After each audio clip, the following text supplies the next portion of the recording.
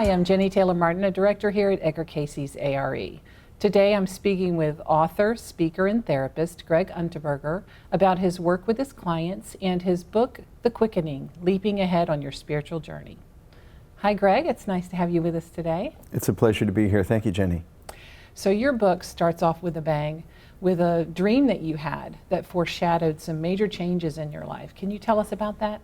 Yes, talk about going over the edge. I'd been in a relationship for several years with a woman that I thought I was going to marry, and I had a dream in which she was driving my car.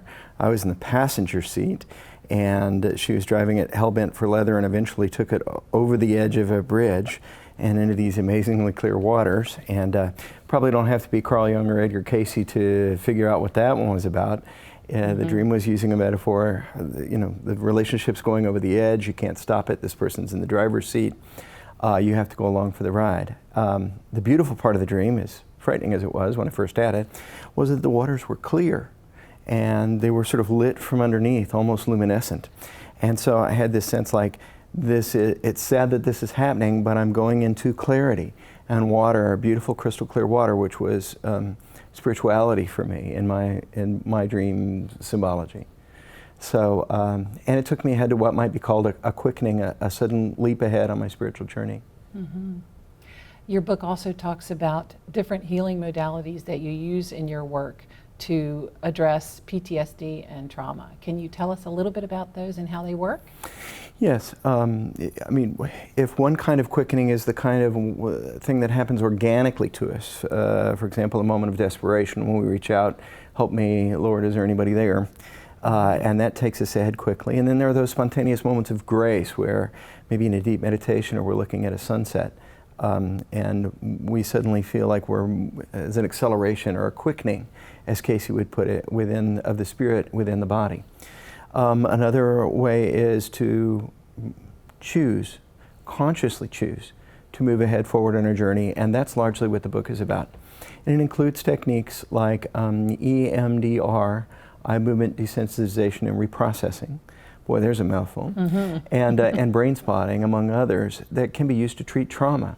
And so there's at least one study that demonstrates that people with full-blown post-traumatic stress can heal in 10 or 12 sessions of EMDR, which is just amazing, the kinds of things that we thought weren't possible, that took a certain amount of time. As it turns out, there are these new techniques that can greatly accelerate our healing, both on our personal journey and our spiritual journey. Now, after working with these therapies, you came up with somewhat of a hybrid of your own that you call spiritual activation. Can you explain what that is and how it works? If you can imagine that if someone has a powerful spiritual experience, there are certain networks, neural networks in the brain are going to be activated. And after that, then that remains in your memory somehow. Spiritual activation seems to be able to use eye positions to pinpoint and activate the neural network associated with the original spiritual memory. And the person can relive and even potentially deepen that experience so that it becomes a powerful touchstone. Imagine if the viewers today could go back to the most seminal spiritual experience that they've ever had in their life. They could re-encounter that experience and even deepen their connection to that experience. And then use that as a touchstone to use in meditation, almost as though we could hardwire our brains to God. In your work as a therapist and a speaker, you've facilitated many spiritual experiences, some of them quite extraordinary. Could you share one with us?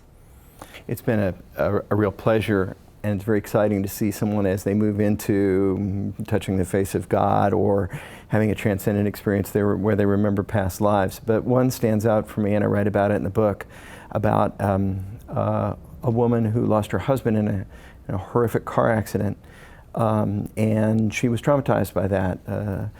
They believe that maybe a bolt came off an 18-wheeler or something, whistled through the front windshield of her car and through her husband's head. Can you imagine that? Alive one minute, gone the next. Obviously traumatically imprinted on her. I saw her 7 years after the accident, and as she relived the accident, all the emotions came up. She had a full-blown flashback. And in a 3-hour period, we used a technique called induced after-death communication to both desensitize the original trauma and also apparently put her in touch with her husband who'd passed in that accident, who came to her in a very vivid internal vision. She felt his presence, and she felt his love, and she felt like he was totally okay, and he reassured her that he was watching over her and the children, and that he loved her very much. And at the end of that session, I said, I want you to go back to that original moment where you saw something come through the windshield and you look over and discover your husband dead. How much does that bother you now? And she said, not at all. It's like, I know he's safe, I know he's okay. To see someone come from sheer terror to a place of spiritual connection, to an individual spirit that they love in a 3-hour period, I don't think we can characterize that as anything less than miraculous. Yeah, it is incredible. And I remember that story from your book. So what do you think is the most important thing readers will get from your book? I think a lot of spiritual seekers, myself included, for a long period of my life, it's like, well, when am I going to have one of these amazing experiences? As a kid, I wanted to meditate and hear the angels sing, or, remember past lives or whatever. Mm-hmm. But I kept thinking, well, this is the grace of God, Greg. You just have to be patient and wait for it. And even Cayce says, there's no shortcuts. But he also says there are things that we can do to sow the seeds of readiness.